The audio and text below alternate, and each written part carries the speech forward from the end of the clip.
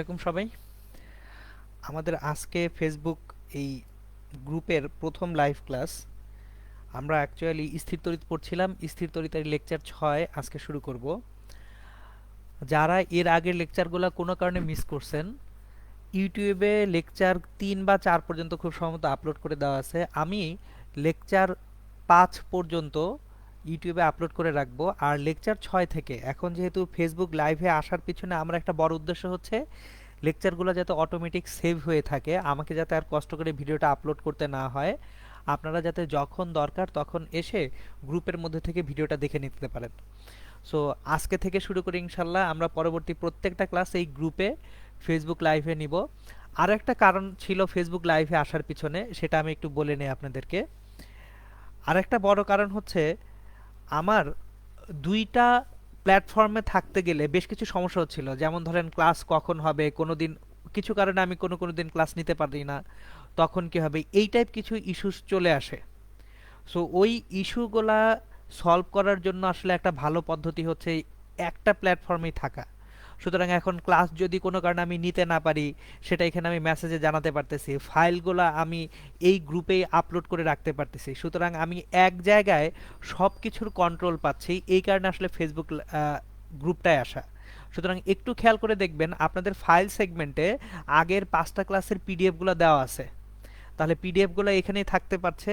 এক, দুই নাম্বার হচ্ছে আমি যে ক্লাসগুলো নিচ্ছি, ক্লাসগুলোর যেহেতু ভিডিও থেকে যাচ্ছে, কোনো কারণে কেউ যদি ক্লাস মিস করেন তাহলে কিন্তু উনারা পরে ক্লাসগুলো দেখে নিতে পারছেন।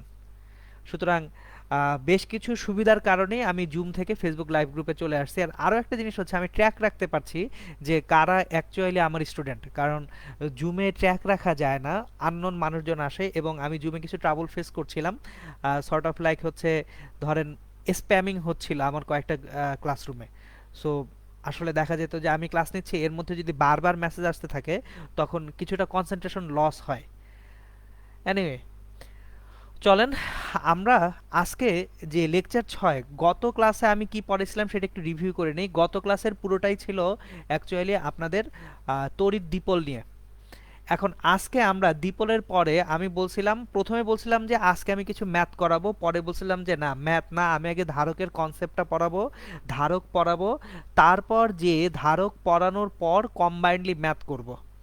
এখন আমরা ধারক পড়ার আগে আমি আপনাদেরকে আরেকটা কনসেপ্ট দিয়ে নিতে যাচ্ছি, সেটা হচ্ছে কোনো জায়গায় যদি দুইটা চার্জিত পাত রাখা যায়, এই চার্জিত দুটা পাতের জন্য বিভব এবং প্রাবল্যের সম্পর্কটা কি। তাহলে আমি যদি দুইটা পাত রাখি, চার্জিত দুইটা পাত, চার্জিত দুটি সমান্তরাল পাতের জন্য, চার্জিত দুইটি সমান্তরাল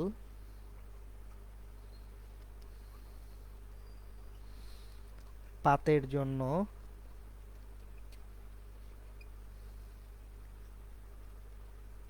বিভব ও প্রাবল্যের সম্পর্ক।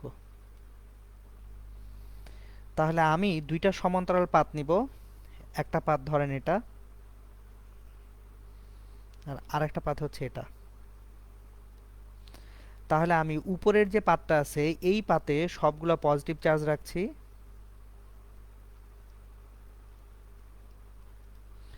নিচের পাতে সবগুলা নেগেটিভ চার্জ রাখি।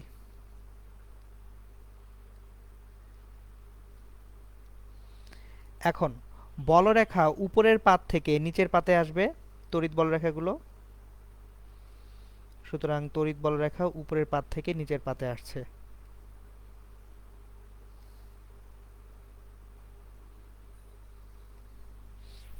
এখন তড়িৎ বলরেখা ধনাত্মক চার্জ থেকে ঋণাত্মক চার্জে আসে, এবং এইখানে যদি আমরা প্রাবল্যের কথা চিন্তা করি তাহলে এখানে তড়িৎ ক্ষেত্রের প্রাবল্য হচ্ছে ই। এবং আমার এখানে পাতদ্বয়ের মধ্যবর্তী দূরত্ব যেটা, এই দূরত্বকে আমরা যদি ডি বলি, যে পাতদ্বয়ের মাঝখানের দূরত্ব কত, দূরত্বটা হচ্ছে ডি। তাহলে আমার পাতদ্বয়ের মধ্যবর্তী দূরত্ব হচ্ছে ডি, এবং আমার এখানে তড়িৎ ক্ষেত্র প্রাবল্য হচ্ছে ই। এখন খেয়াল করেন, আমি যদি একটা একক ধনাত্মক চার্জকে কোনো একটা বিন্দু থেকে অন্য বিন্দুতে নিতে চাই, ধরেন ফর এক্সাম্পল এখান থেকে একটা চার্জকে আমি এই পয়েন্ট থেকে শুরু করে এই পয়েন্ট পর্যন্ত আনতে চাই, দেখেন একটা চার্জকে এই পয়েন্ট থেকে এই পয়েন্ট পর্যন্ত আনতে চাই, তাহলে চার্জের পরিমাণটা যদি হয় কিউ, কৃতকাজ W equals to F into D. এখন এফ সমান কি, Q into E into D. তাহলে ডাব্লিউ বাই কিউ যেটা একক ধনাত্মক চার্জ সরাতে কৃতকাজ, সেটাই হচ্ছে বিভব পার্থক্য। তাহলে ভি সমান W by Q equals to হবে ইডি। দ্যাট মিন্স যদি দুইটা সমান্তরাল পাত থাকে, এই সমান্তরাল পাতদ্বয়ের মধ্যে আমার যে বিভব পার্থক্য ভি হবে ভি ইকুয়ালস টু ইডি। সুতরাং আমরা এখানে পেয়ে যাচ্ছি V equals to E multiplied by D. সুতরাং প্রাবল্য এবং পাতদ্বয়ের মধ্যবর্তী দূরত্ব যদি আমাদের জানা থাকে, সেক্ষেত্রে আমরা পাবো যে কত বিভব এখানে কাজ করছে। এটা গেল হচ্ছে সমান্তরাল পাতের জন্য। এখন এই সমান্তরাল পাত থেকে আমরা সমান্তরাল পাত ধারকের কনসেপ্টে পরে আসব। এখন আমরা শুরু করব হচ্ছে ধারকের কনসেপ্টটা দিয়ে। ধারক জিনিসটা কি, দেখেন শব্দটাই খেয়াল করেন, ধারক, ক্যাপাসিটর। সো আমরা শুরু করছি ধারক বা ক্যাপাসিটর দিয়ে। ধারক, ক্যাপাসিটর। আমি জিনিসটার এক্সাম্পল দিয়ে, একদম সিম্পল একটা এক্সাম্পল দিয়ে শুরু করি বুঝতে সুবিধার জন্য। একটা বালতি, তাহলে বালতির মধ্যে আমরা কি রাখতে পারি, পানি ধারণ করে বালতি। সুতরাং বালতির মধ্যে আপনি রাখতে পারবেন যেটা, সেটা হচ্ছে পানি। এখন একইভাবে কোনো একটা গোলক এর মধ্যে যদি চার্জ রাখা যায়, ওই চার্জ যখন সঞ্চয় করতেছে গোলকটা, চার্জ জমা রাখার মাধ্যমে সে অ্যাকচুয়ালি শক্তি সঞ্চয় করে রাখতে পারতেছে। সুতরাং এই যে চার্জের মাধ্যমে শক্তি সঞ্চয় করে রাখার যে ব্যবস্থা, এই ব্যবস্থাটাকেই বলা হয় ধারক বা ক্যাপাসিটর। আমি আরও একবার বলতেছি, আপনি যদি কোনো একটা গোলকের মধ্যে চার্জ রেখে দেন, ওই গোলকটা চার্জ ধারণ করে রাখার মাধ্যমে অ্যাকচুয়ালি শক্তি সঞ্চয় করে রাখে। এখন কিভাবে এই শক্তি সঞ্চয় করে রাখে সেই জিনিসটা আমি আপনাদেরকে একটু ভালো মতো গুছিয়ে দেখাবো।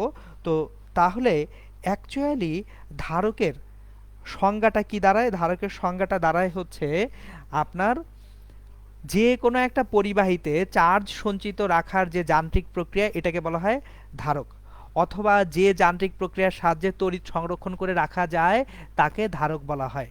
তাহলে আমরা যদি ডেফিনিশনটা লিখে ফেলি, ডেফিনিশনটা লিখে রাখি আমরা, ধারক হচ্ছে পরিবাহীতে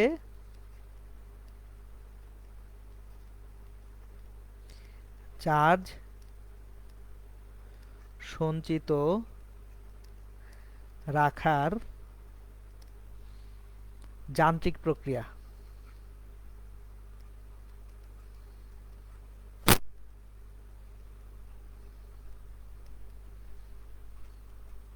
ধারক বা ক্যাপাসিটর বলে।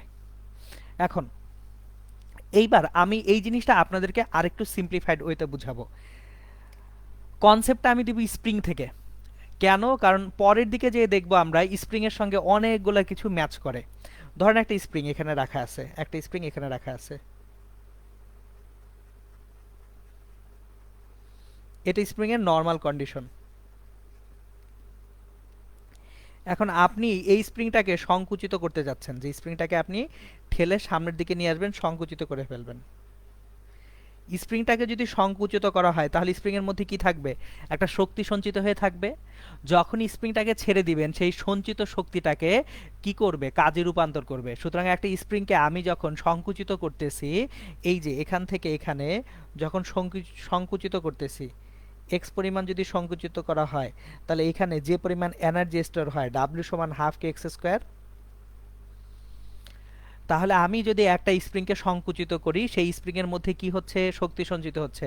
এবার একটু ভালো মতো খেয়াল করেন, স্প্রিংটা যত বেশি সংকুচিত করতে যাব, ততই আমাকে বাইরে থেকে এনার্জি বেশি দিতে হচ্ছে।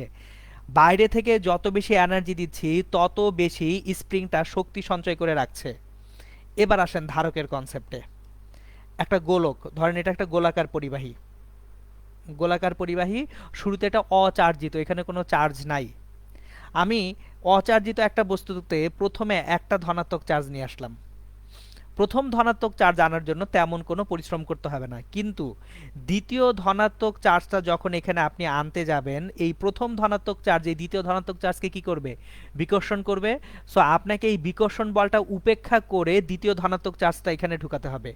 এরপর তৃতীয় ধনাত্মক চার্জটা আপনি ঢুকাইতে চান, সেক্ষেত্রে এই যে দেখেন, যত বেশি চার্জ স্টোর করতে যাচ্ছেন আপনাকে তত বেশি এনার্জি দিতে হচ্ছে। সুতরাং কোনো একটা গোলাকার পরিবাহীতে আমি যদি ধনাত্মক চার্জ রাখতে যাই, এই ধনাত্মক চার্জ রাখার জন্য আমাকে বাইরে থেকে কাজ করতে হচ্ছে। তাহলে বাইরে থেকে আমি যখন কাজ করতেছি, যে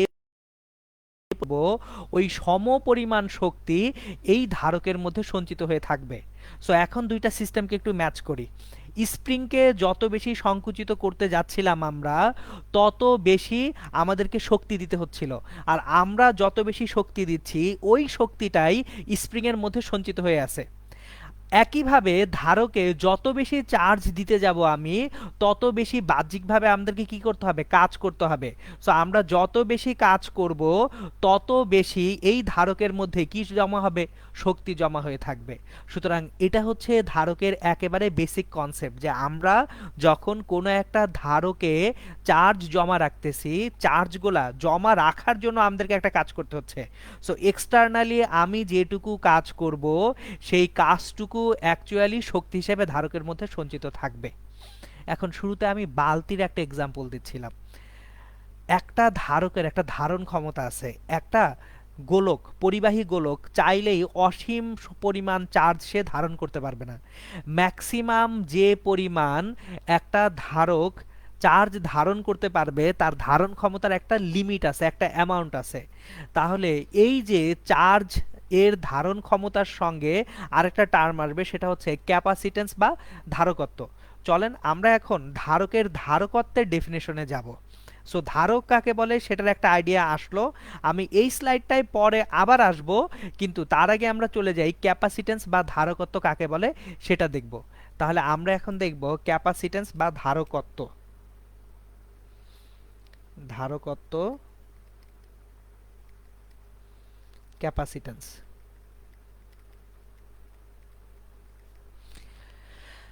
ধারকত্বটা হচ্ছে আমার কোনো পরিবাহীর বিভব 1 একক পরিমাণ বৃদ্ধি করতে যে পরিমাণ চার্জের প্রয়োজন হয় তাকে ওই পরিবাহীর ধারকত্ব বলে। আমি এই ডেফিনেশনটা আগে একটু লিখে নেই, ডেফিনেশনটাকে তারপর আমি এক্সপ্লেন করব, এবং সেটার সঙ্গে ওই যে পানির বালতি, এই পানির বালতির আমি বেশ কিছু এক্সাম্পল ক্রিয়েট করব। তাহলে কোনো পরিবাহীর বিভব, কোনো পরিবাহীর বিভব 1 একক বাড়াতে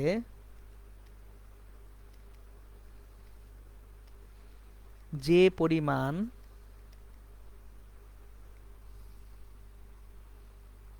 চার্জের প্রয়োজন হয়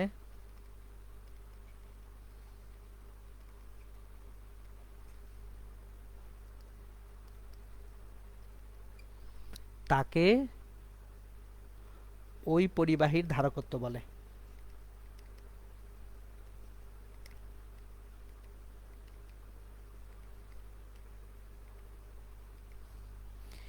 এখন ধরেন আমার কোথাও একটা গোলক আছে, এটা একটা গোলক।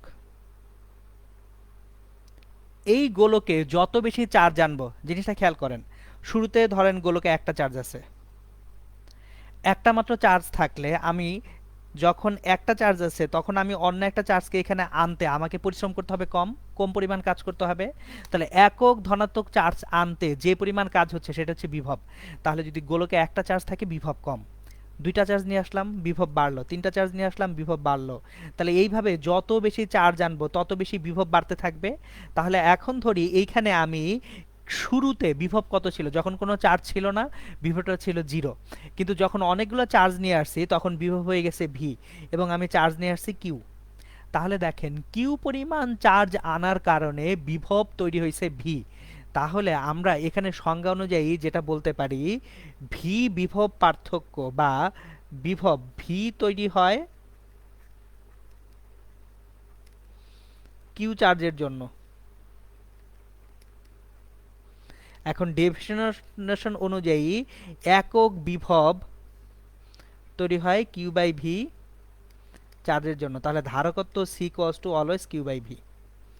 সুতরাং কোনো একটা পরিবাহীর ধারকত্ব যদি আমাকে নির্ণয় করতে বলে, যে পরিমাণ চার্জ ওখানে আনা হয়েছে ওই চার্জের পরিমাণকে যতটুকু বিভব জমা হয়ে গেছে ওই বিভব দ্বারা ভাগ করলে আমরা কি পেয়ে যাব?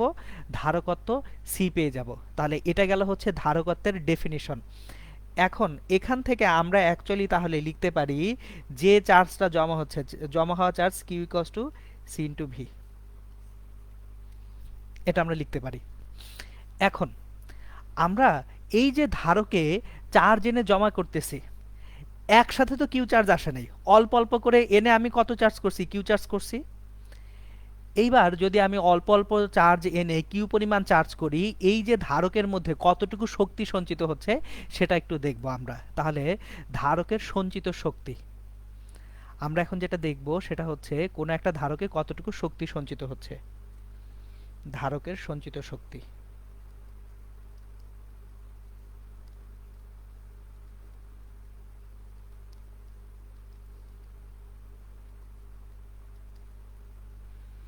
দেখেন আমার এইখানে শুরুতে এখানে কোনো চার্জ ছিল না, তাহলে এখানে শুরুতে যে চার্জ সেই চার্জটা ছিল কিউ, চার্জের পরিমাণ ছিল শুরুতে 0। এখানে শুরুতে বিভব কত ছিল? 0 ছিল। এখন আমি ফাইনালি যদি এইটাকে কিউ পরিমাণ চার্জে নিতে চাই, যে বড় কিউ 0 ছিল, এখন আমি ফাইনালি এখানে কিউ সমান কিউ করতে চাই ফাইনাল কন্ডিশনে। এখন চার্জ তো নিশ্চয়ই একবারে নিয়ে আসা যায় না, অল্প অল্প করে চার্জ আনতে হয়।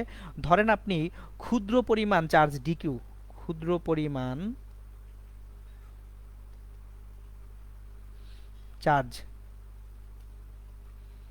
ডিকিউ সরাতে কৃতকাজ, আমার ডিকিউ পরিমাণ চার্জ সরাতে যে কৃত কাজটা হবে সেই কৃত কাজ ডি ডাব্লিউ ইকুয়ালস টু হচ্ছে বিভব পার্থক্য যদি ভি হয়, ভি ইন্টু ডিকিউ। খেয়াল করেন আমরা কিন্তু এই জিনিসটা অলরেডি পড়ছি বিভব পড়ার সময়। কৃত কাজ সমান কি? চার্জ ইন্টু বিভব পার্থক্য। তাহলে বিভব পার্থক্য ভি আর চার্জের পরিমাণ ডিকিউ, ভি ডিকিউ হচ্ছে আমার কৃত কাজ। এখন মোট কৃত কাজ W equals two integration of V DQ, 0 থেকে কিউ পরিমাণ আমি চার্জ নিয়ে আসবো। এখন দেখেন কিউ সমান সিভি, অলরেডি একটু আগে আমরা দেখে আসছি কিউ সমান সি ইন্টু ভি। তাহলে এখানে ভি সমান কিউ বাই সি, তাহলে ভি সমান যদি কিউ বাই সি হয়ে থাকে আমরা ভি সমান কিউ বাই সি লিখি, ডিকিউ 0 থেকে কিউ। 1 বাই সি বাইরে নিয়ে যাই, 0 থেকে কিউ, কিউ ডিকিউ ইন্টিগ্রেট করলে কিউ স্কোয়ার বাই 2 হয়। তাহলে এখানে 1 বাই সি পাবো এবং এখানে কিউ স্কোয়ার বাই 2 পাবো, 0 থেকে কিউ। সুতরাং আমরা মোট কৃত কাজ পাবো হচ্ছে half Q square by C. এখন দেখেন আমরা তাহলে একটা চার্জ ধারককে যদি চার্জিত করি, কৃত কাজ ডাব্লিউ ইকুয়ালস টু সঞ্চিত শক্তি, যে পরিমাণ কাজ আমরা করতেছি সেই পরিমাণ শক্তি সঞ্চিত থাকবে, ইকুয়ালস টু হচ্ছে half Q square by C.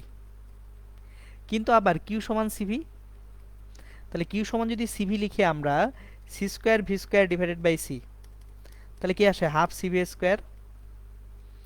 এখন এই যে কৃত কাজ বা সঞ্চিত শক্তি সেটা যদি half Q square by C হয় বা হাফ সিভি স্কোয়ার হয়, এইটা আপনাদের দেখানোর পিছনে আমার একটা উদ্দেশ্য আছে। উদ্দেশ্যটা হচ্ছে শুরুতেই বলছিলাম যে জিনিসটা স্প্রিং এর সঙ্গে সমার্থক। চলেন তাহলে স্প্রিং মাস সিস্টেমে চলে যাই। এই যে দেখেন একটা স্প্রিং সিস্টেমে স্প্রিং এর একটা বল ধ্রুবক আছে, সেই বল ধ্রুবকটা কত? স্প্রিং এর বল ধ্রুবকটা হচ্ছে কে, কেটা হচ্ছে বল ধ্রুবক। কৃত কাজ বা সঞ্চিত শক্তি কত হচ্ছে? হাফ কে এক্স স্কোয়ার। এখন তাহলে এই যে ধারকটা যেটা আমাদের তৈরি হলো, এই ধারকের জন্য কৃত কাজ বা সঞ্চিত শক্তি ডাব্লিউ ইকুয়ালস টু স্প্রিং এর জন্য যেটা বল ধ্রুবক কে, ধারকের জন্য সেই বল ধ্রুবকটা হচ্ছে সি। স্প্রিংটাকে আমরা সংকুচিত বা প্রসারিত করতেছি এক্স পরিমাণ, আর ধারকের বেলায় আমরা যেটা করতেছি যতই চার্জ নিয়ে আসতেছি ততই তার বিভবের পরিবর্তন হচ্ছে। তাহলে খেয়াল করেন ডাব্লিউ সমান হাফ সিভি স্কোয়ার, আর স্প্রিং এর ক্ষেত্রে half K x square. That means ধারক এবং স্প্রিং মোটামুটি কাছাকাছি কনসেপ্টেই কাজ করবে, দুইটার মধ্যে কিছু সম্পর্ক স্থাপন করা যাবে। এবার আসেন বালতির সঙ্গে যে তুলনাগুলো দিচ্ছিলাম, আমি আপনাদেরকে সেই বালতির সঙ্গে তুলনায় যাব যে আসলে একটা ধারকের ধারকত্ব এবং বিভব এই দুইটা জিনিস নিয়ে আমাদের বেশ মাঝে মধ্যেই প্যাচ লেগে যায়। সো ধারকত্ব এবং বিভবের কনসেপ্টটা আরও ক্ল্যারিফাই করার জন্য আমি আপনাদেরকে এখন একটু বালতির একটা কনসেপ্ট দিব। বালতিতে কিভাবে পানি নিয়ে আসা যায়, পানি ভরা যায়, সেই জিনিসগুলো থেকে অ্যাকচুয়ালি আপনারা বুঝতে পারবেন যে ধারকের ধারকত্ব কিভাবে চার্জের সঙ্গে সঙ্গে পরিবর্তিত হয়। সো চলেন সেটা আমরা দেখি। এখন খেয়াল করেন, আমরা দুটা বালতি নিব। আমরা এখন বালতি নিব কটা? দুইটা বালতি। এখন যদি দুইটা বালতি আমরা নেই, ধরেন দুইটা পানির বালতি আছে। একটা বালতি হচ্ছে এরকম, এটা একটা বালতি,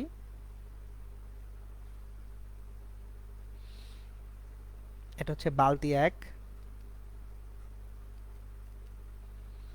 এর ধারণ ক্ষমতা ধরতেছি 10 কেজি।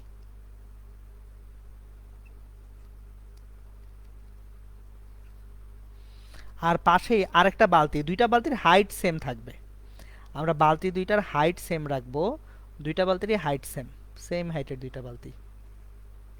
কিন্তু একটা বালতি বেশ চওড়া, গামলা টাইপ বালতি হয়ে গেছে একটা। আর আরেকটা হচ্ছে চওড়া না অত, এটা বালতি দুই।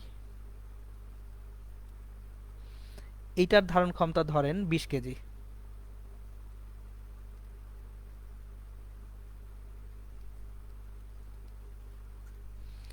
এখন দুইটা বালতিতেই আমি যদি সমান পরিমাণ পানি রাখি, ধরেন বালতি একে যে পরিমাণ পানি রাখবো, বালতি দুইয়েও সমান পরিমাণ পানি রাখবো। ধরেন আমি বালতি একে পানি রাখবো 5 কেজি, বালতি একে আমি পানি রাখবো 5 কেজি, বালতি দুইয়েও পানি রাখবো 5 কেজি।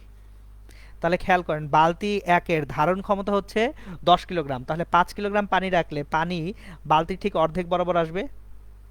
এখানে পানি আসবে বালতির অর্ধেক বরাবর। কিন্তু বালতি দুইয়ের যেহেতু ধারণ ক্ষমতাই 20 কেজি, তাহলে 1/4 পরিমাণ পানি আসবে, 1/4 পরিমাণ। তাহলে খেয়াল করেন, যে বালতির ধারণ ক্ষমতা যত বেশি, তাতে তত বেশি পানি ধরতে পারে। এখন বিভব, পানির ক্ষেত্রে বিভব হচ্ছে উচ্চতাটা। খেয়াল করেন, বালতি একের বিভব কি হয়ে গেছে? বেশি। বালতি দুইয়ের বিভবটা হয়েছে কম, কারণ বালতি দুয়ে পানিটা কম উচ্চতায় উঠছে। আমি আরেকবার রিপিট করতেছি, খেয়াল করেন, দুটা বালতির, বালতি দুইটার মধ্যে সমান পরিমাণ পানি দিছি আমি, কিন্তু যার ধারণ ক্ষমতা বেশি তার মধ্যে পানিটা কম উচ্চতায় উঠবে। তাহলে কম উচ্চতায় উঠলে তার এই পানিটার জন্য যে সঞ্চিত শক্তি বা বিভব শক্তি কম হবে। যে বালতির ধারণ ক্ষমতা যত কম, সেই বালতিতে পানি তত বেশি উচ্চতায় উঠবে, বিভব তত বেশি হবে। এখন এইটার সঙ্গে এইটা কেন পড়াচ্ছি, এইটার সঙ্গে আমরা যদি ধারকের কথা চিন্তা করি, যে ধরেন প্রথম একটা ধারক, দ্বিতীয় একটা ধারক। প্রথম ধারকের ধারকত্ব মানে তার ধারণ ক্ষমতা বেশি, এই ধারকের ধারকত্ব ধরি আমরা 10 একক। দ্বিতীয় ধারকের ধারকত্ব ধরি 20 একক।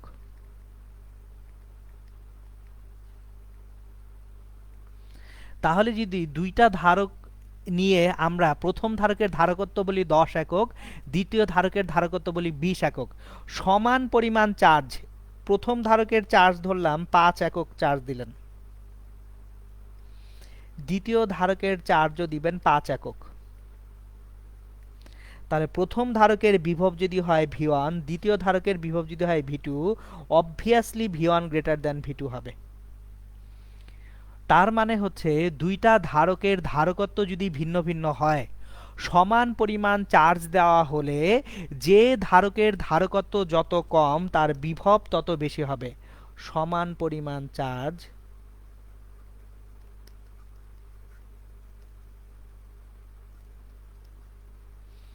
দুটি ভিন্ন ধারকত্বের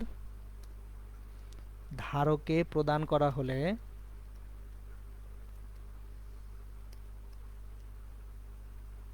যে ধারকের ধারকত্ব কম তার বিভব বেশি হবে। সো এইটা খেয়াল রাখবেন। সো বালতির সঙ্গে এই জন্য আমি ধারকটাকে একত্রে ম্যাচ করিয়ে দেখালাম যাতে আপনাদের বুঝতে সুবিধা হয়।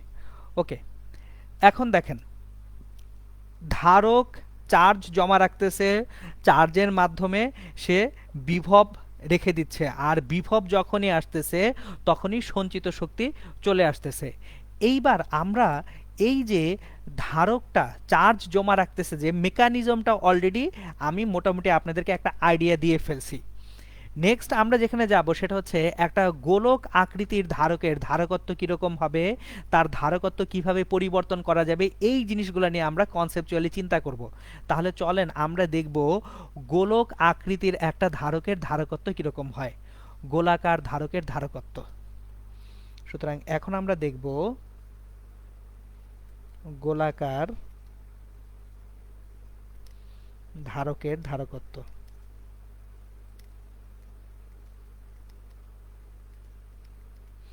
ধরেন আমি একটা গোলক আকৃতির ধারক নিলাম, এটা একটা গোলক। এই গোলকে আপনি প্লাস চার্জও রাখতে পারেন, মাইনাস চার্জও রাখতে পারেন, ডাজন্ট ম্যাটার। পজিটিভ চার্জ রাখতেছি আমি, নেগেটিভ চার্জ রাখলেও কোনো সমস্যা নেই, কারণ এনার্জি স্টোরড হবে। তাহলে এখানে যদি আমরা কিউ পরিমাণ চার্জ জমা রাখি এবং এতে করে ভি পরিমাণ বিভব পার্থক্য তৈরি হয়, তাহলে দেখেন আমরা একটা গোলক, এটা চার্জিত পরিবাহী গোলক। শুরু থেকে একটা জিনিস খেয়াল করেন, আমি কিন্তু সংজ্ঞা যখন শুরুতে শুরু করছি, চলেন আমরা একটু সংজ্ঞা থেকে ঘুরে আসি। যে সংজ্ঞাটা আমরা দিয়েছিলাম ধারকের, সেই ধারকের সংজ্ঞাটা থেকে একটু ঘুরে আসি। ধারক, দেখেন ধারকের সংজ্ঞায় শুরুতেই বলা হয়েছিল পরিবাহীতে চার্জ সঞ্চিত রাখার প্রক্রিয়া। তাহলে আমরা যখন ডেফিনেশন দিচ্ছিলাম তাহলে এটা কি ছিল, পরিবাহীতে চার্জ সঞ্চিত রাখার প্রক্রিয়া ছিল এটা। এখন তাহলে আমরা যখনই ধারক তৈরি করবো সেটা কি একটা পরিবাহী না? তাহলে যদি ধারকটা একটা পরিবাহী হয়ে থাকে, আমি তাহলে এখানে একটা গোলাকার পরিবাহী নিয়ে কাজ করতেছি। এটা কি একটা গোলাকার পরিবাহী। সুতরাং এই যে গোলাকার পরিবাহীটা আছে, এই গোলাকার পরিবাহীর জন্য আমরা ধারকত্ব কত হবে সেটা দেখব। তাহলে যদি গোলাকার পরিবাহী হয়, এর পৃষ্ঠে চার্জটা সুষমভাবে ছড়ায় পড়বে। আমি আপনাদেরকে পরিবাহী গোলকের জন্য কিভাবে চার্জ এবং বিভব বিন্যস্ত হয় সেটা আপনাদেরকে এর আগে দেখাইছি। তাহলে এই গোলক আকৃতির পরিবাহীর পৃষ্ঠে কি হবে, চার্জটা ছড়ায় পড়বে, সুষমভাবে চার্জটা কি হবে, বিন্যস্ত হবে। সুতরাং সুষমভাবে যদি চার্জটা এই গোলকের পৃষ্ঠে বিন্যস্ত হয়ে যায়, সেক্ষেত্রে দেখেন আমরা কি পাচ্ছি, চার্জটা পরিবাহী গোলকের পৃষ্ঠে বিন্যস্ত হওয়া আছে। সুতরাং আমরা অলরেডি জানি কিউ সমান সিভি, এটা আমরা জানি। তাহলে C equals to Q by V. এইবার বিভব, একটা গোলাকার পরিবাহীর জন্য বিভব কত, বিভব ভি সমান 1/4πε0 কিউ বাই আর। যদি এই যে গোলকটা আছে এই গোলকের ব্যাসার্ধটা আর হয়, সেক্ষেত্রে বিভব ভি, কেন্দ্রের বিভব পৃষ্ঠের বিভব সব জায়গায় বিভব সমান, এটা আমি আপনাদেরকে পড়িয়েছিলাম। সুতরাং এই গোলকটার কেন্দ্র এবং পৃষ্ঠ সব জায়গায় বিভব সমান হচ্ছে, সেই বিভব ভিটা কত হচ্ছে, 1/4πε0 কিউ বাই আর হচ্ছে। তাহলে এখন বিভব ভি এর মানটা যদি এখানে বসায় দেই, Q divided by 1/4πε0 Q by R, তাহলে দেখেন সি ইকুয়ালস টু 4πε0 আর। সুতরাং এইটা হচ্ছে একটা গোলাকার পরিবাহীর জন্য, গোলাকার পরিবাহী ধারকের জন্য ধারকত্বটা কত। সুতরাং গোলাকার পরিবাহীর ধারকত্ব সি সমান 4πε0 আর। এখন এইখানে একটা বড় ইম্পর্টেন্ট ইস্যু আছে, আমরা অ্যাপসাইলন নিয়ে তেমন টানাহেঁচড়া করি নাই, আজকে আমি অ্যাপসাইলন নিয়ে টানাহেঁচড়া করব, কারণ অ্যাপসাইলনের কনসেপ্টটা দিয়ে আমাদেরকে বেশ কিছু জিনিসপত্র মাথায় রাখতে হবে। অ্যাপসাইলন জিরো, এই অ্যাপসাইলন জিরোটা হচ্ছে শূন্য মাধ্যমের ভেদনযোগ্যতা, শূন্য মাধ্যমের ভেদনযোগ্যতা।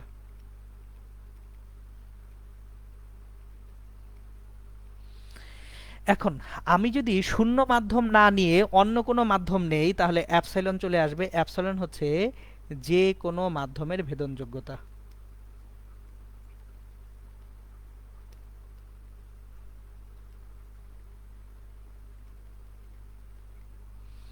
এখন প্রশ্ন হচ্ছে ভেদনযোগ্যতাটা কি জিনিস। ভেদনযোগ্যতাটা হচ্ছে কোনো একটা তড়িৎ বলরেখা কোনো মাধ্যমের মধ্যে দিয়ে কতটুকু ভেদ করতে পারে সেটাকে তার ভেদনযোগ্যতা বলা হয়। তাহলে ভেদনযোগ্যতার যদি ডিফিনিশন দেয়, ডেফিনিশন হচ্ছে কোনো মাধ্যমের মধ্য দিয়ে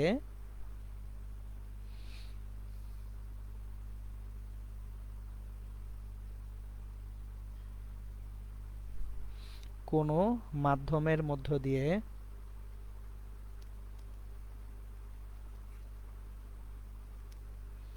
তড়িৎ বলরেখা যতটুকু ভেদ করে যেতে পারে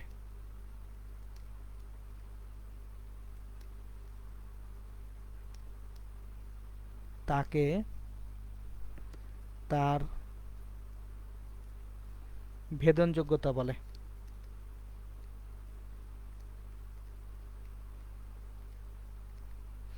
এখন এই যে ভেদনযোগ্যতাটা আছে, এই ভেদনযোগ্যতা শূন্য মাধ্যমের ভেদনযোগ্যতা হচ্ছে অ্যাপসাইলন জিরো, আর হচ্ছে যে কোনো মাধ্যমের ভেদনযোগ্যতা এটা হচ্ছে অ্যাপসাইলন। এবার এই দুইটার মধ্যে আবার একটা সম্পর্ক আছে, আমরা সেই সম্পর্কে এখন চলে যাব, যে শূন্য মাধ্যমের ভেদনযোগ্যতা এবং অন্য যে কোনো মাধ্যমের যে ভেদনযোগ্যতা এই দুইটার মধ্যে রিলেশনশিপ বা সম্পর্কটা কি। তাহলে চলেন আমরা ভেদনযোগ্যতার সম্পর্কগুলোও দেখি। দেখেন তাহলে, যদি অ্যাপসাইলন হয় শূন্য মাধ্যমের ভেদনযোগ্যতা, সরি অ্যাপসাইলন জিরো শূন্য মাধ্যমের ভেদনযোগ্যতা, এটা অ্যাপসাইলন বা অ্যাপসাইলন জিরো, এটাকে বলা হয় আপেক্ষিক ভেদনযোগ্যতা। অ্যাপসাইলন আর, এটার নাম হচ্ছে আপেক্ষিক ভেদনযোগ্যতা, রিলেটিভ পারমিটিভিটি, আপেক্ষিক ভেদনযোগ্যতা, রিলেটিভ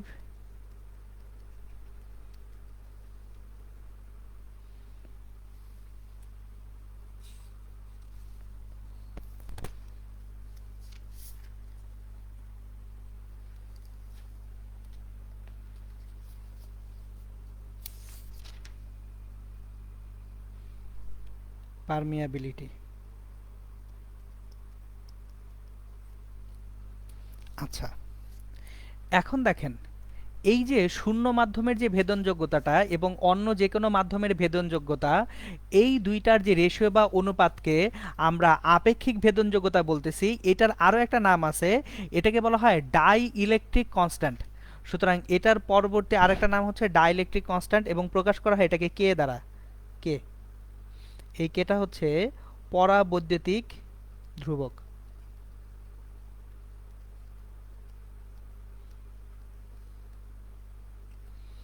বা এটা হচ্ছে ডাই ইলেকট্রিক কনস্ট্যান্ট। সুতরাং এটাকে পরাবৈদ্যুতিক ধ্রুবক বা ডাই ইলেকট্রিক কনস্ট্যান্টও বলা হয়। এখন প্রশ্ন হচ্ছে, ভাইয়া পড়াচ্ছেন ধারকত্ব, আপনি এইখানে কেন অ্যাপসাইলন অ্যাপসাইলন জিরো অ্যাপসাইলন আর নিয়ে টানাহেঁচড়া করতেছেন, সেটা এখন বুঝিয়ে দিচ্ছি। দেখেন, ধরেন যে গোলকটা আছে, চার্জিত গোলকটা, এটা বায়ুতে আছে। চার্জিত গোলকটার চারপাশে বায়ু আছে, চারপাশে আছে কি বায়ু। তাহলে বায়ু মাধ্যম বা শূন্য মাধ্যমে আছে, বায়ু মাধ্যম। তাহলে বায়ু মাধ্যম বা শূন্য মাধ্যমে যদি থাকে, চারপাশের ভেদনযোগ্যতা কত, অ্যাপসিলন জিরো। তাহলে আমি যে ধারকত্ব পাবো সি সমান 4 পাই অ্যাপসিলন জিরো আর হবে। এখন আপনি এই সেম ধারকটাকে বায়ুতে না রেখে আপনি এইটাকে ধরেন পানির মধ্যে বা অন্য কিছুর মধ্যে চুবাইয়া দিবেন। আপনি এই গোলকটাকে কোনো কিছুর মধ্যে চুবাবেন, তেলের মধ্যে চুবাইতে পারেন, পানির মধ্যে চুবাইতে পারেন, যে কোনো পদার্থে চুবাইতে পারেন। তাহলে আমি যদি এখন ভিন্ন কোনো একটা মাধ্যমে এই গোলকটাকে নেই, যে চারপাশে গোলকের চারপাশে এখন বায়ু নাই, গোলকের চারপাশে ধরেন তেল আছে, তেলের মধ্যে ডুবাইয়া দিলাম, তাহলে এই চারপাশে তেল আছে, এই চারপাশের যে মাধ্যমটা সেটা হচ্ছে এপসাইলন আর, হচ্ছে তার আপেক্ষিক ভেদনযোগ্যতা।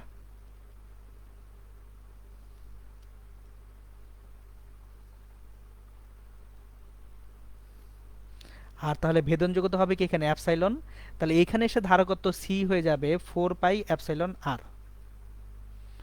সুতরাং একটা ধারকের ধারকত্ব পরিবর্তনের একটা ভালো উপায় হচ্ছে মিডিয়াম চেঞ্জ করে দেওয়া, যে কোন মাধ্যমে ধারকটাকে আমি রাখতেছি।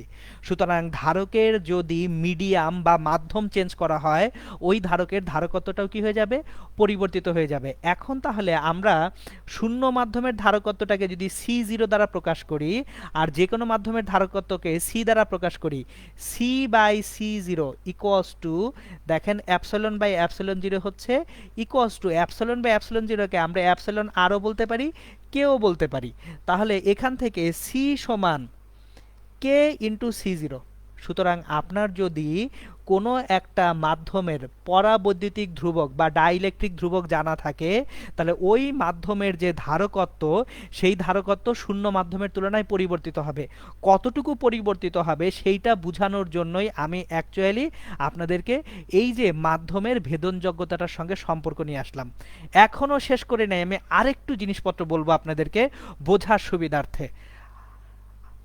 খেয়াল করেন কেন ভাইয়া এবং আপুরা চারপাশের মাধ্যম যদি চেঞ্জ হয়ে যায় সেক্ষেত্রে ধারকের ধারকত্ব চেঞ্জ হবে। এটা একটা বিগ কোশ্চেন, যে কি সমস্যা, চারপাশে বাতাস আছে তাহলে যে ধারকত্ব, বাতাস না থেকে অন্য কোনো মাধ্যম যদি থাকে তাহলে ধারকত্ব কেন চেঞ্জ হবে, সেটা আমি একটু বুঝিয়ে বলতেছি।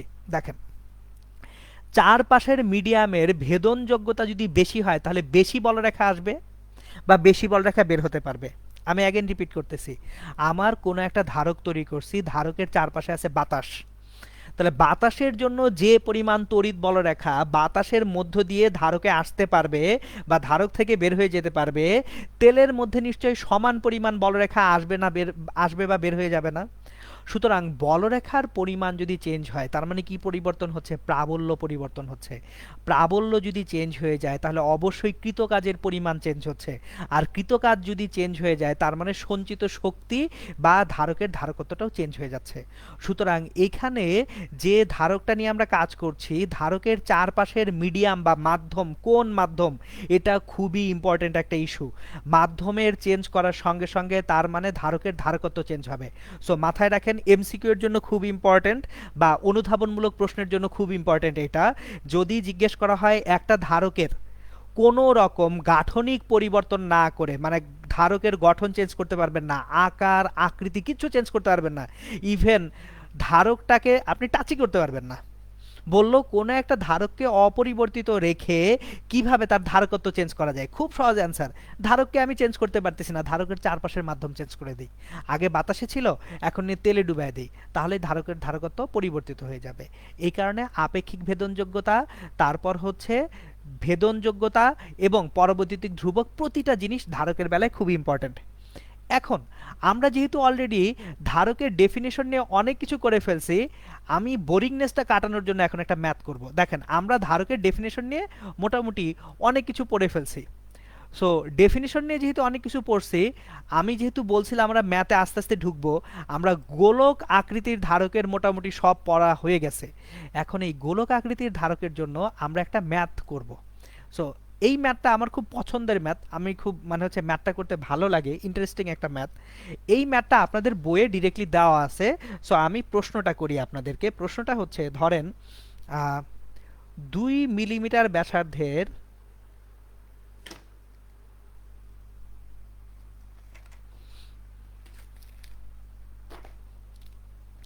আমি 2 মিলিমিটার ব্যাসার্ধের কিছু চার্জিত বৃষ্টির ফোঁটা নিব। 2 মিলিমিটার ব্যাসার্ধের ও 2 ভোল্ট বিভবের 1000টি চার্জিত বৃষ্টির ফোঁটা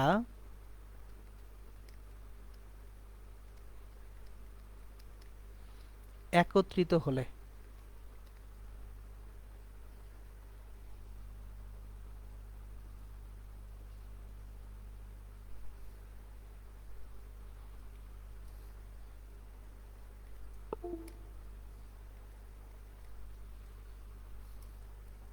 আমার চার্জিত বৃষ্টির ফোঁটা একত্রিত হচ্ছে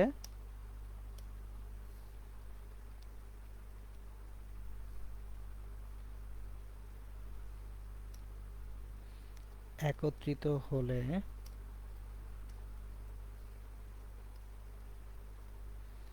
বড় ফোটার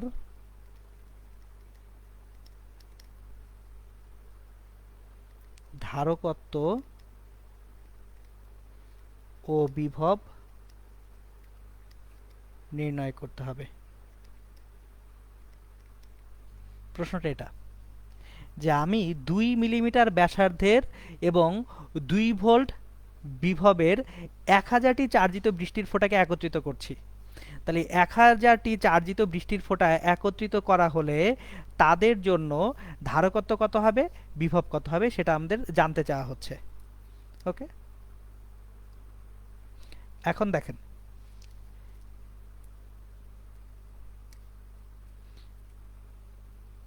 আমরা যখন 2 মিলিমিটার ব্যাসার্ধের এবং 2 ভোল্ট বিভবের 1000টি চার্জিত বৃষ্টির ফোঁটা একত্রে নিচ্ছি, প্রথমেই ছোট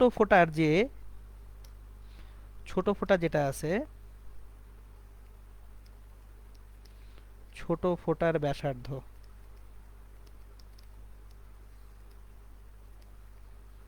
এটাকে আমরা ছোট আর বলি, এটা হচ্ছে 2 মিলিমিটার। তাহলে ছোট ফোঁটার ধারকত্ব,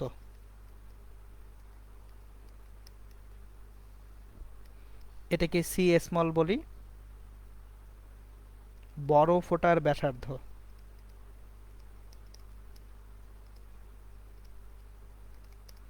বড় আর কত আমরা জানি না, আর আমাকে বড় ফোঁটার ধারকত্ব বের করতে হবে, এটা সি কত সেটা বের করতে হবে। এখন দেখেন ইনফরমেশনগুলো খেয়াল করেন, আমার 2 মিলিমিটার ব্যাসার্ধের কতগুলা ফোঁটা, 1000টি বৃষ্টির ফোঁটা একত্রিত করা হয়েছে। এখন আমার যতগুলা ফোঁটায় একত্রিত হোক না কেন, বড় ফোঁটার যে আয়তন,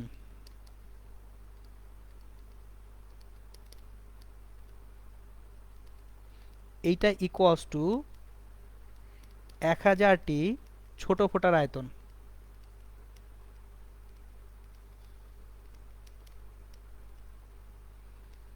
বড় ফোঁটার আয়তন 1000টি ছোট ফোঁটার আয়তনের সমান। তাহলে এইখান থেকে বড় ফোঁটার আয়তন যদি 4/3 পাই আর কিউব হয়ে থাকে, এটা হচ্ছে 1000 ইন্টু 4/3 পাই আর কিউব। সুতরাং আমরা আর কিউব ইকুয়ালস টু পাচ্ছি 1000 আর কিউব, তার মানে বড় আর ইকুয়ালস টু 10 ইন্টু ছোট R. So 10 into 2 millimetre, 2 into 10⁻³ metre. So 2 into 10⁻² metre হচ্ছে বড় ফোঁটার ব্যাসার্ধ। এখন তাহলে ধারকত্ব সি ইকুয়ালস টু, খেয়াল করেন আমরা কি নিয়ে চিন্তা করতেছি, বৃষ্টির ফোঁটা। বৃষ্টির ফোঁটা কোথায় আছে, বায়ুমণ্ডলে আছে। তাহলে বৃষ্টির ফোঁটা যদি বায়ুমণ্ডলে থাকে, এই বায়ুমণ্ডলে চারপাশে কি আছে, বায়ু আছে। চারপাশে বায়ু বা শূন্য মাধ্যম যদি থেকে থাকে, তাহলে ভেদনযোগ্যতা আমার এইখানে 4πε0 আর। আমরা শূন্য মাধ্যম নিয়ে চিন্তা করতেছি, কারণ কি, আবার রিপিট করতেছি, আমার এখানে বৃষ্টির ফোঁটা কোথায় থাকবে, অবশ্যই বায়ুমণ্ডলে থাকবে। তার মানে বৃষ্টির ফোঁটাটা যদি একটা ধারক হয়, এই ধারকটা কিসের মধ্যে আছে, বাতাসের মধ্যে আছে। তাহলে ধারকের চারপাশের মিডিয়াম বা মাধ্যমটা কি, বায়ু। যদি মিডিয়ামটা বায়ু হয় ধারকের চারপাশে, সেক্ষেত্রে আমরা যে ধারকের ধারকত্ব ক্যালকুলেট করার সময় অ্যাপসাইলনটা কি নিব, শূন্য মাধ্যমের ভেদনযোগ্যতা ε0 নিব। এখন আমি আপনাদেরকে একটা জিনিস শিখিয়ে দিই, দেখেন ε0 মান মনে রাখার দরকার নেই। আমরা জানি ε0 ইকুয়ালস টু 8.854 ইন্টু 10⁻12, এটা আমরা জানি, আপনাদের মুখস্থ আছে, আমিও জানি। দরকার নেই, কেন দরকার নেই, দেখেন আমরা জানি 1/4πε0 এটা ইকুয়ালস টু 9 ইন্টু 10⁻9 না। তাহলে 4πε0 হচ্ছে 1/9 ইন্টু 10⁻9, ঝামেলা করার কি দরকার। আর ব্যাসার্ধ আর কত আসছে, 2 ইন্টু 10⁻²। তাহলে আমরা এখানে পাবো 2/9 ইন্টু 10⁻11। ধারকের ধারকত্বটাকে ফ্যারাড আকারে প্রকাশ করা হয়। ধারকের ধারকত্বর যে একক, আমি আপনাদেরকে একক বলতে আগে ভুলে গেছিলাম, ধারকের ধারকত্বের একক হচ্ছে ফ্যারাড। তাহলে এই এফ দ্বারা আমরা যেটা প্রকাশ করতেছি, এফ ফর ফ্যারাড, ফ্যারাড। তাহলে আমরা আলটিমেটলি এখানে যদি ক্যালকুলেট করি, যেটা পাবো 2/9 ইন্টু 10⁻11, সো 2/9 0.22, তো আমরা এটাকে লিখতে পারি 0.22 ইন্টু 10⁻11 ফ্যারাড। আর পিকো ফ্যারাডে নিলে 2.2 ইন্টু 10⁻12, ওটাকে 10⁻12 ফ্যারাড। এখন 10⁻12 মানে কি, পিকো। তার মানে 2.2 পিকো ফ্যারাড হবে আমাদের কি এইখানে ধারকের কি ধারকত্ব। সো খেয়াল করেন আমি অনেকগুলা ফোঁটাকে একত্রিত করলাম, আমি আবার রিভিউ করছি, রিপিট করছি, অনেকগুলা ফোঁটাকে একত্রিত করা হয়েছে।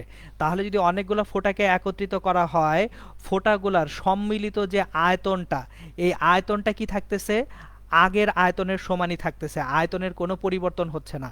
সো আয়তনের যদি পরিবর্তন না হয়, আয়তনটা যদি আমার একই থেকে যায়, সেক্ষেত্রে আমি আয়তনটা সেম রেখে ব্যাসার্ধ বের করতে পারতেছি।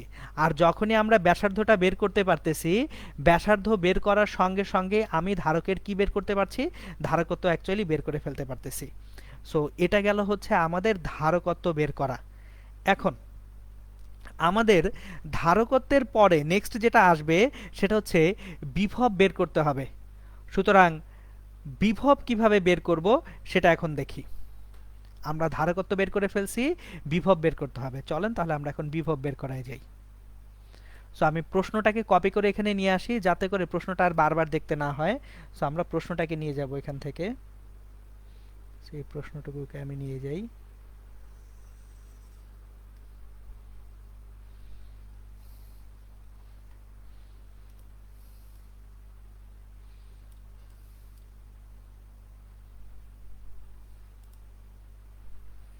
সো গোটা প্রশ্নটা আমরা যদি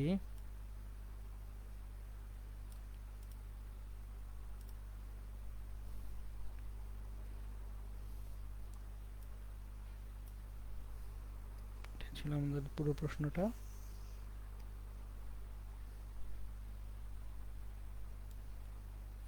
সো প্রশ্নটা আমার এখানে উপরেই থাকুক। ওকে, এখন দেখেন আমার বড় ফোঁটার ধারকত্ব এবং বিভব নির্ণয় করতে বলা হয়েছিল। এবার প্রত্যেকটা ছোট ফোঁটার বিভব জানা আছে কত ভোল্ট, 2 ভোল্ট। খেয়াল করেন প্রতিটা ছোট ফোঁটার বিভব হচ্ছে 2 ভোল্ট। তাহলে প্রতিটি ছোট ফোঁটার বিভব, প্রতিটি ছোট ফোঁটার বিভব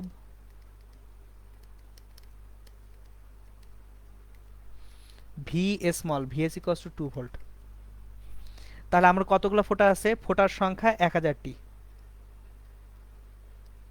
ফোঁটার সংখ্যা 1000টি। জানতে চাওয়া হয়েছে বড় ফোঁটার বিভব কত, বড় ফোঁটার বিভব এটা যদি ভি হয় ভি কত। এখন দেখেন বড় ফোঁটার বিভব ভি সমান 1/4πε0। এবার একটু খেয়াল করেন ছোট ফোঁটা কতগুলো ছিল, 1000টা। চার্জের কি সৃষ্টি বা ধ্বংস আছে, চার্জের কিন্তু কোনো সৃষ্টি বা ধ্বংস নেই। আমার যখন 1000টা ফোঁটা একত্রিত হবে তখন সবগুলা ছোট ফোঁটার চার্জ ওই একটা বড় ফোঁটায় যে জমা হবে। সুতরাং সবগুলা ছোট ফোঁটার চার্জ যদি একটা বড় ফোঁটায় আমার জমা হয়ে যায়, তাহলে দেখেন সবগুলা ছোট ফোঁটার চার্জ একটা বড় ফোঁটায় জমা হচ্ছে। ধরেন আমার কিউ পরিমাণ চার্জ প্রত্যেকটা ছোট ফোঁটায় আছে, তাহলে সবগুলা ছোট ফোঁটা এন সংখ্যক ছোট ফোঁটা একত্রে মিলে চার্জ কত হচ্ছে, N into Q divided by বড় ফোঁটার ব্যাসার্ধ কত, বড় আর। আমি আগেন রিপিট করতেছি, একটু জিনিসটা খেয়াল করে দেখেন, বুঝে যাবেন ইনশাল্লাহ। আমার এইখানে যে প্রত্যেকটা ছোট ফোঁটার চার্জ হচ্ছে কিউ, এই কিউটা হচ্ছে প্রতিটি ছোট ফোঁটার চার্জ, এই কিউটা হলো প্রতিটি ছোট ফোঁটার চার্জ, প্রতিটি ছোট ফোঁটার চার্জ।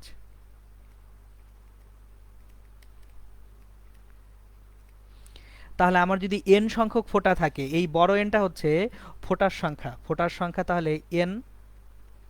এই যে দেখেন 1000 হচ্ছে 1000টা ফোঁটা, তাহলে ছোট ছোট 1000টি ফোঁটা যদি একত্রিত হয়ে যায় সবগুলা মিলে টোটাল চার্জ কত হবে, বড় এন ইন্টু কিউ হবে এবং আমার ব্যাসার্ধ বড় আর হবে। এখন ব্যাসার্ধ যেহেতু বড় আর হয়ে গেছে 1/4πε0 N into Q divided by এই বড় আরটা, বড় আর এর সঙ্গে ছোট আর এর একটা সম্পর্ক অলরেডি বের হয়ে গেছিল, সেটা হচ্ছে 10 ইন্টু ছোট আর। দেখেন আমরা আগের স্লাইডটাই যদি যাই, একটু আগের স্লাইডে ব্যাক করি, খেয়াল করি এখানে বড় আর ইকুয়ালস টু 10 ইন্টু আর ছিল। তাকায় দেখেন আমার এখানে ছোট আর বড় আর এর মধ্যে সম্পর্ক কি ছিল, আর ইকুয়ালস টু, খেয়াল করে দেখেন 10 আর ছিল। ঠিক আছে, তাহলে আমার এইখানে এই বড় আরটা যেহেতু ছোট আর এর সমান, এখন আমরা একটু মানগুলা বসাই। চলেন মানগুলা বসালেই দেখেন ম্যাথটা হয়ে যাবে ইনশাল্লাহ। সো আমরা এখন যখন মানগুলা বসাচ্ছি, voltage V equals to 1/4πε0 1000 into Q divided by 10 into R. তাহলে 1000কে 10 দ্বারা ভাগ করলে 100 থাকে, 100 ইন্টু 1/4πε0 কিউ ইন্টু আর। এখন এই অংশটুকুর দিকে একটু তাকাই, 1/4πε0 কিউ ইন্টু আর, এটা কিন্তু হচ্ছে এক একটা ছোট ফোটার বিভব। তাহলে আমার এক একটা ছোট ফোটার বিভব কত দেওয়া ছিল? 2 ভোল্ট দেওয়া ছিল। তার মানে বড় যে ফোটাটা আছে এই বড় ফোটার বিভব হবে ঠিক 200 ভোল্ট। সো এইভাবে অ্যাকচুয়ালি চার্জিত অনেকগুলি ফোঁটা যদি একত্রিত হয়ে যায়, তাদের বিভব এবং ধারকত্ব দুইটাই বের করা যাবে। ওকে, এই গেল হচ্ছে আমাদের গোলাকার ধারকের জন্য ধারকত্ব। আমরা আজকে আরও একটা টপিক শুরু করব, টপিকের কিছুটা আমি আপনাদেরকে পড়িয়ে রাখবো। সেটা হচ্ছে যদি এখন গোলাকার ধারক না হয়ে অন্যরকম অন্য একটা ধারক আমরা তৈরি করতে যাই, আমরা ভিন্ন আরেকটা ধারক দেখব আজকে, সেটা হচ্ছে সমান্তরাল পাত ধারক বলা হয় এটা। আমি আপনাদেরকে আজকে সমান্তরাল পাত ধারকের কনসেপ্টটা পড়াবো, যে কিভাবে জিনিসটা কাজ করে, কিন্তু এটার ধারকত্ব, ম্যাথমেটিক্যাল রিলেশনশিপ এগুলো ইনশাআল্লাহ নেক্সট ক্লাসে পড়াবো। সো এখন আমরা কনসেপ্টটা শুরু করব সমান্তরাল পাত ধারকের। সো আমরা এখন দেখব যেটা, সেটা হচ্ছে সমান্তরাল পাত ধারক।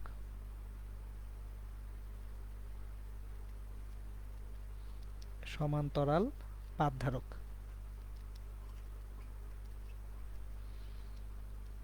Parallel plate capacitor.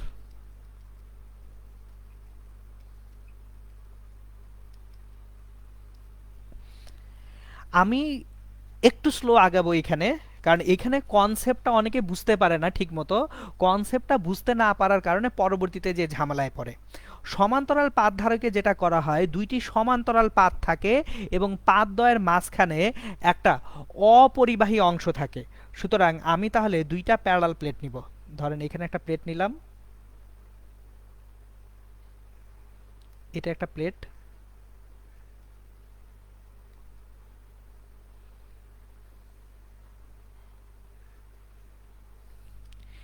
এর পাশে মুখোমুখি আমরা আরেকটা প্লেট নিব, এর পাশে মুখোমুখি আরেকটা প্লেট, এটা একটা প্লেট।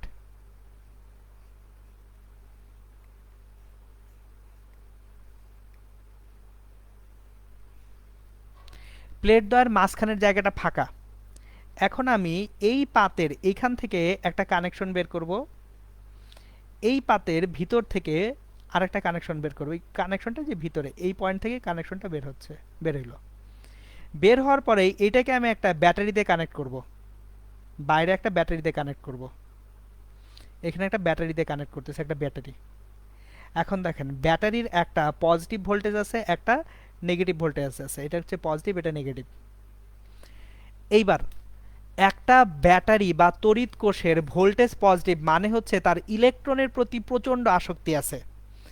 একটা ব্যাটারি বা একটা কোষের পজিটিভ বা ধনাত্মক প্রান্ত, এইটা মিন করে এই ধনাত্মক প্রান্তের ভোল্টেজ। ধনাত্মক মানে কি? তার ইলেকট্রনের প্রতি আসক্তি প্রচণ্ড। তাহলে ইলেকট্রনের প্রতি আসক্তি যদি প্রচণ্ড হয়, খেয়াল করেন এই যে শুরুতে পাত দুইটা যতক্ষণ পর্যন্ত ব্যাটারির সঙ্গে সংযুক্ত না করতেছি, আমরা একটা কাজ করি, এখানে একটা চাবি লাগিয়ে রাখি, তাহলে আপনাদের বুঝতে সুবিধা হবে। ধরেন এখানে আমরা একটা চাবি লাগিয়ে রাখলাম, বা চাবিটাকে এইভাবে না এঁকে আমরা চাবিটাকে একটু অন্যভাবে আঁকি। চাবিটাকে ইউজুয়ালি যেটা করা হয় এইভাবে আঁকা হয়, এটা হচ্ছে একটা চাবি। তাহলে এই চাবিটা যদি আমরা খোলা রাখি, এই যে পাতদ্বয়, এই দুইটা পাত নিউট্রাল, তাহলে শুরুতে কিভাবে ছিল? পাত দুইটা নিউট্রাল ছিল। যেই চাবিটা বন্ধ করে আমি বর্তনীটাকে সম্পূর্ণ করলাম, দেখেন কোষের যে ধনাত্মক প্রান্ত, এই ধনাত্মক প্রান্ত আমার বাম পাশের যে প্রান্তটা, এটা থেকে ইলেকট্রনকে টেনে বের করে নিয়ে আসবে, কারণ ধনাত্মক ভোল্টেজের ইলেকট্রনের প্রতি আসক্তি আছে। তাহলে এই পাত থেকে কে বের হয়ে আসবে? এই পাত থেকে ইলেকট্রন বের হয়ে আসবে। তাহলে পাতটা থেকে যেই ইলেকট্রন বের হয়ে আসবে, কোনো পাত থেকে ইলেকট্রন বের হয়ে আসলে সে কিভাবে চার্জিত হবে? ধনাত্মকভাবে চার্জিত হবে। তাহলে ধরেন এই পাত থেকে ইলেকট্রনগুলো বের হচ্ছে, বের হলো। এখন দেখেন কোষ সে কিন্তু কোনো ইলেকট্রন জমা করে রাখে না, কোষ কখনোই ইলেকট্রন জমা করে রাখে না। কোষ শুধুমাত্র আমাদেরকে কি প্রদান করে? ইএমএফ প্রদান করে। তাহলে কোষ যদি ইএমএফটা প্রদান করে, সে বাম পাশের পাত থেকে ইলেকট্রনগুলোকে বের করে এনে সে এই ইলেকট্রনগুলোকে ডান পাশের পাতকে প্রোভাইড করবে। তাহলে একটা জিনিস খেয়াল করেন, বাম পাশের পাত থেকে ইলেকট্রনটা বের হয়ে এসে ডান পাশের পাতে ঢুকতেছে, তাহলে বাম পাশের পাত থেকে ঠিক যতগুলা ইলেকট্রন বের হবে ডান পাশের পাতে ঠিক ততগুলো ইলেকট্রনই প্রবেশ করবে। তাহলে বামের পাতে যদি ইলেকট্রন বের হয়ে থাকে যায় কয়টা, ঠিক সমান সংখ্যায় ইলেকট্রন ডান পাশের পাতে প্রবেশ করবে। দুইটার মধ্যেই ইলেকট্রন সংখ্যা অ্যাকচুয়ালি কি হবে? সমান হয়ে যাবে। তাহলে খেয়াল করেন, বাম পাশে ঠিক যতটুকু ধনাত্মক আধান প্লাস কিউ, ডান পাশে ঠিক ততটুকুই ঋণাত্মক আধান মাইনাস কিউ তৈরি হলো। তার মানে আমি কিন্তু দুইটা সমান্তরাল পাত, এই দুইটা সমান্তরাল পাতে সমান পরিমাণ কি পাচ্ছি? আধান পাচ্ছি। এখন খেয়াল করি, আমি এই ডায়াগ্রামটাকে একটু ডিফারেন্টলি আঁকি। দেখেন আপনাদের বোঝার জন্য, এটা ছিল মেকানিজম বোঝানোর জন্য। এবার মেকানিজম বোঝা হয়ে গেছে, এবার পাত দুইটাকে আমি এইভাবে আঁকি, আপসাইড ডাউন আঁকি। এটা একটা পাত, এটা ধনাত্মকভাবে চার্জিত হয়েছে, নিচে একটা পাত, এটা ঋণাত্মকভাবে চার্জিত হয়েছে। তাহলে উপরের পাতটা যদি ধনাত্মকভাবে চার্জিত হওয়া থাকে, এই পাতটা ধনাত্মকভাবে চার্জিত, এবং এইখানে যে পরিমাণ চার্জ আছে ধনাত্মক, ঠিক সম পরিমাণ চার্জ নিচের পাতে যদি থাকে ঋণাত্মক, তাহলে এইখানে বলরেখা উপরের পাত থেকে নিচের পাতে প্রবেশ করবে। এখন যেহেতু দুইটা পাত সমানভাবে চার্জিত, মাঝখানে যে প্রাবল্য তৈরি হলো, তড়িৎ ক্ষেত্র তৈরি হলো, এটা কি একটা সুষম তড়িৎ ক্ষেত্র? এবার যখনই একটা সুষম তড়িৎ ক্ষেত্র তৈরি হয়ে যাচ্ছে, এই তড়িৎ ক্ষেত্র তৈরি হওয়ার কারণে আমার একটা শক্তি এখানে সঞ্চিত হয়ে থাকতেছে। সো এটাই হচ্ছে সমান্তরাল পাত ধারকের মেকানিজম বা ক্রিয়া কৌশল। সো আমি আরেকবার গোটা জিনিসটা রিপিট করতেছি, একটু মনোযোগ দিয়ে শোনেন। আমার শুরুতে যখন এই যে পাত দুইটা অচার্জিত অবস্থায় ছিল, নিউট্রালি ছিল, কারোর মধ্যে কোনো চার্জ ছিল না, যেই ব্যাটারি বা কোষের সঙ্গে পাত দুইটাকে আমি কানেক্টেড করতেছি, ব্যাটারির ধনাত্মক প্রান্তের ইলেকট্রনের প্রতি প্রচণ্ড আসক্তির কারণে সে একটা পাত থেকে ইলেকট্রন বের করে নিয়ে আসবে। যে পাত থেকে ইলেকট্রন বের করে নিয়ে আসা হচ্ছে, ওই পাতটা পজিটিভ চার্জে চার্জিত হচ্ছে। এবার যে পরিমাণ ইলেকট্রন বের হয়ে আসতেছে, ওই ইলেকট্রনটাকেই কিন্তু আমরা অন্য পাতে পাঠিয়ে দিচ্ছি। সুতরাং অলওয়েজ একটা জিনিস খেয়াল রাখবেন, যখন ধারক নিয়ে আমরা কাজ করি, ধারকদ্বয়ের ভিতরে মাঝখানটা হয় ফাঁকা থাকবে, না হলে কোনো একটা অর্ধ পরিবাহী থাকবে। এখানে অপরিবাহী, কুপরিবাহী অনেক কিছুই থাকতে পারে, কিন্তু ভিতরে কখনো পরিবাহী থাকতে পারবে না। তাহলে যদি পাতদ্বয়ের ভিতরে কখনো পরিবাহী না থাকে, ধারকের পাতদ্বয়ের মধ্যে ডিরেক্টলি কোনো রকম তড়িৎ পরিবহন সম্ভব না। অ্যাগেইন রিপিট করতেছি, আমার যে ধারক আছে, ধারকের পাতদ্বয় চার্জিত হবে, কিন্তু এই চার্জটা কখনোই এক পাত থেকে আরেক পাতে যাবে না, কারণ পাতদ্বয়ের মাঝখানে কি নাই? কোনো পরিবাহক নাই। এটাই হচ্ছে সমান্তরাল পাত ধারকের জন্য মেকানিজম বা ক্রিয়া কৌশল। এখন আসেন, যদি আমি এইরকমভাবে দুইটা ধারক রাখি, একটা ধারক না রেখে দুইটা ধারক রাখি, সেই মেকানিজমটাও দেখে ফেলবো। সো আমার এখন একটা ধারকের জায়গায় যদি দুইটা ভিন্ন ভিন্ন ধারক থাকে, তখন মেকানিজম বা ক্রিয়া কৌশলটা কি হবে সেটা আমরা দেখব। সো ধরেন আমি দুইটা ধারক নিয়ে আসব। সুতরাং আমার এখন দুটো ধারক নিয়ে কাহিনী। প্রথমে একটা ধারক এখানে রাখলাম, দুইটা সমান্তরাল পাত। এখানে আর একটা ধারক রাখলাম, দুইটা সমান্তরাল পাত। তারপর এদেরকে একটা কোষের সাহায্যে সংযুক্ত করলাম এইভাবে। কোষের এই প্রান্তে হচ্ছে পজিটিভ, এই প্রান্তে হচ্ছে নেগেটিভ। তাহলে স্টেপ ওয়াইজ চিন্তা করি। কোষের পজিটিভ প্রান্তটা একটা পাতের সঙ্গে, এই পাতের সঙ্গে, এই যে দেখেন কোষের পজিটিভ প্রান্তটা একটা পাতের সঙ্গে যুক্ত, যে পাতের সঙ্গে যুক্ত সেখান থেকে সেই ইলেকট্রন বের করে নিয়ে আসছে, ইলেকট্রন বের করে নিয়ে আসছে। যেই ইলেকট্রন বের করে নিয়ে আসছে, এই পাতটা ধনাত্মক চার্জে চার্জিত হয়েছে। এখন পাতটা যেই ধনাত্মকভাবে চার্জিত হয়ে গেল, এবার ইলেকট্রনটাকে কোষ কি করবে? পুশ করবে। কোথায়? এখানে এনে ইলেকট্রনটাকে পুশ করবে যে ইলেকট্রনটা তুমি এখানে চলে যাও, ইলেকট্রনটা তাহলে সেইখানে পাঠিয়ে দিবে। দ্বিতীয় ধারকের এই যে ডান প্রান্তের পাতে সেই ইলেকট্রন পাঠাবে, তাহলে ডান প্রান্তের যে পাতটা আছে এই পাতটায় ইলেকট্রন চলে আসলে সেই ঋণাত্মকভাবে চার্জিত হলো। হয়ে গেছে। দেখেন এইটুকু বুঝতে কোনো সমস্যা হওয়ার কথা না যে আমার কোষটা প্রথম ধারকের বাম প্রান্তের পাত থেকে ইলেকট্রন বের করে এনে দ্বিতীয় ধারকের ডান প্রান্তের পাতে ইলেকট্রন প্রবেশ করায় দিছে। এইবার বাকি জিনিসটা হচ্ছে আবেশ প্রক্রিয়া। আবেশ প্রক্রিয়া কাকে বলে? আবেশ প্রক্রিয়াটা হচ্ছে আপনার যদি কোনো ফিজিক্যাল কানেকশন না থাকে, ফিজিক্যাল কানেকশন না থাকার পরেও যদি আমার চার্জিত করা যায় সেটা কি বলা হয়? আবেশ বা ইন্ডাকশন প্রসেস। ইন্ডাকশন প্রসেসে কোনো রকম ফিজিক্যাল কানেকশন থাকবে না।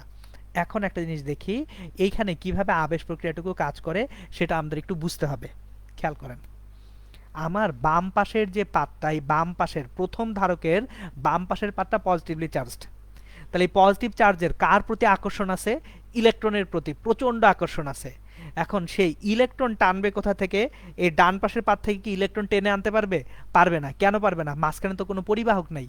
তাহলে সে এখন যেটা করবে ইলেকট্রনটাকে টান দেবে। জিনিসটা অনেকটা ম্যাগনেটিজমের মতো, যে একটা ম্যাগনেট টানতেছে। তাহলে সে অ্যাকচুয়ালি এখান থেকে কিছু ইলেকট্রন টেনে এখানে নিয়ে আসবে। তাহলে ইলেকট্রন যেই টেনে এখানে নিয়ে আসবে এই পার্টটা কিভাবে চার্জিত হবে? নেগেটিভলি। আর যেখান থেকে ইলেকট্রন বের হয়ে গেছে সেখানে চার্জ হবে কি? পজিটিভ। খেয়াল করে দেখেন দুইটা ধারক নিছিলাম, তাহলে দুইটা ধারকের প্রত্যেকটায় সমান পরিমাণ চার্জই থাকবে, কমও থাকবে না বেশি থাকবে না। সো এখান থেকে যেটা পাওয়া গেল সেটা হচ্ছে শ্রেণীতে সংযুক্ত প্রতিটি ধারকে, শ্রেণীতে সংযুক্ত প্রতিটি ধারকে সমান পরিমাণ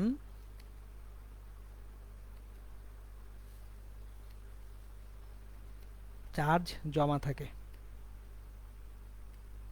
ডান। তাহলে এই যে দেখেন সমান্তরাল পাত ধারকের এটা ছিল একেবারে বেসিক্স যে কিভাবে চার্জিত হয়।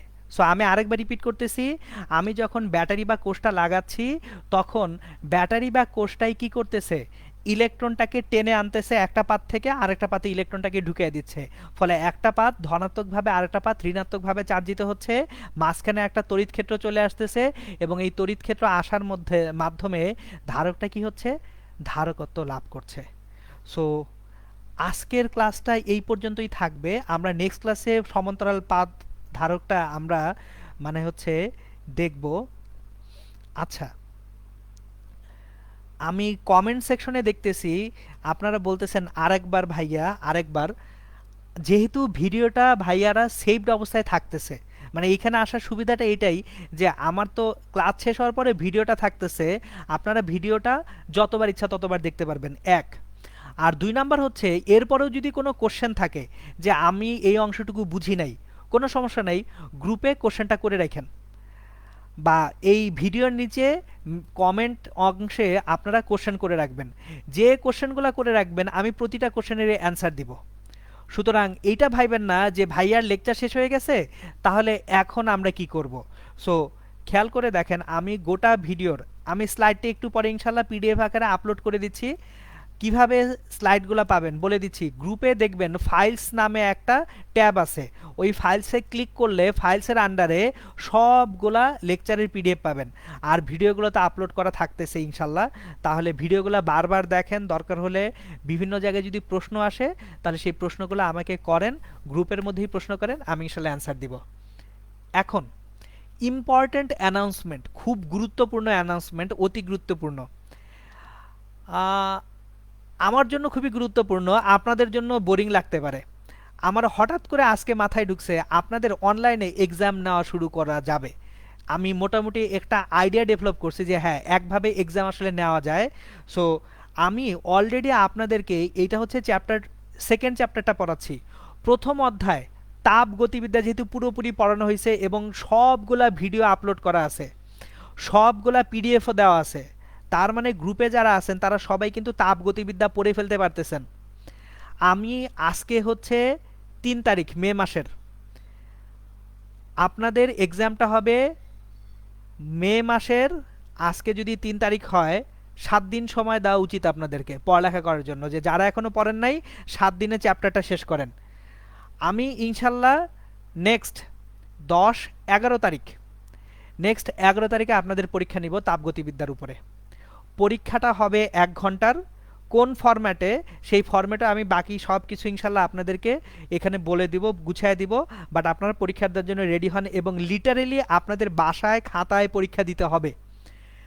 খাতায় পরীক্ষা দিয়ে আমি যেটা করব সেটা আমি একেবারে ক্ল্যারিফাই করে দিচ্ছি। আমি গ্রুপে একটা সার্টেন টাইমে কোশ্চেনটা আপলোড করব। ধরেন পরীক্ষাটা আমি যদি নেই নেক্সট সোমবারে, আজকে তো রোববার, সোমবার দিন আমি পরীক্ষা নিব, এবং পরীক্ষাটা দিতে হবে আপনাদেরকে রাত্রিবেলা। কেন রাত্রিবেলা? কারণ হচ্ছে দিনে ভাইয়া আমার এই সময় ক্লাস আছে, আমার ওই সময় হ্যান আছে, উ ক্যাকু, অনেক ক্যাকু করবেন। আপনাদের ক্যাকু বন্ধ করার জন্য আমি পরীক্ষার টাইমটা রাখবো হচ্ছে যেদিন পরীক্ষা হবে সেদিন রাত্রে পরীক্ষা দিবেন। সো রাত্রিবেলা 10টা থেকে 11টা হচ্ছে পরীক্ষা দেওয়ার সময়। কারণ 10টার মধ্যে মোটামুটি যারা এশা পড়বেন, এশাও পড়া হয়ে যাচ্ছে ইনশাল্লাহ, তারাবি পড়া হয়ে যাচ্ছে, এবং এরপরে আপনারা পরীক্ষাটা দিতে বসবেন 10টা থেকে 11টা পর্যন্ত 1 ঘন্টা পরীক্ষা দিবেন। এরপর ঠিক 5 মিনিট সময় দিব আপনাদেরকে আমি, 5 মিনিট। 11টা যদি পরীক্ষার শেষ সময় হয়, 11টা 5-এর মধ্যে যারা পরীক্ষার কোশ্চেনগুলোর ছবি তুলে পোস্ট করতে পারবেন তাদের খাতাগুলো আমি দেখব। যারা করবেন না ওই সময়ের মধ্যে আমি দেখব না। ভাইয়া ওই সময় ব্যস্ত ছিলাম হ্যান ত্যান, এটা আসলে আমি ভাইয়া পারবো না। সো আপনাদেরকে পরীক্ষার টাইমটা আমি একদম স্ট্রিক্টলি আমাকে মেনটেন করতে হবে। সো পরীক্ষার ডেটটা আমি বলে দিচ্ছি আবারও। আজকে যেহেতু ৩ তারিখ, ৭ দিন, ১০, ১১।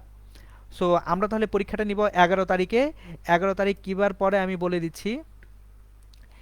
১১ তারিখ হচ্ছে সোমবার। সো আচ্ছা, সোমবারে পরীক্ষাটা আমি নিব না, কারণ আমাদের দেখা যায় সোমবারে আইসিটি ক্লাস থাকে। আইসিটি ক্লাস থাকলে হচ্ছে আইসিটি ক্লাস শেষই হয় হচ্ছে 9:30টার পরে, 9:45টায়। তাহলে পরীক্ষাটা দিবেন আপনারা 10 তারিখ, নেক্সট রোববার রাত্রি 10টা থেকে 11টার সময় আপনারা পরীক্ষা দিবেন। সুতরাং প্রস্তুতি নেন তাপগতিবিদ্যা নিয়ে। আর যেহেতু কমেন্ট সেকশনে আর কোনো প্রশ্ন দেখতেছি না, তাহলে এখানে আজকের ক্লাসটা এখানে ইনশাল্লাহ শেষ। সবাই ভালো থাকবেন, ইনশাল্লাহ সুস্থ থাকবেন। আল্লাহ হাফেজ।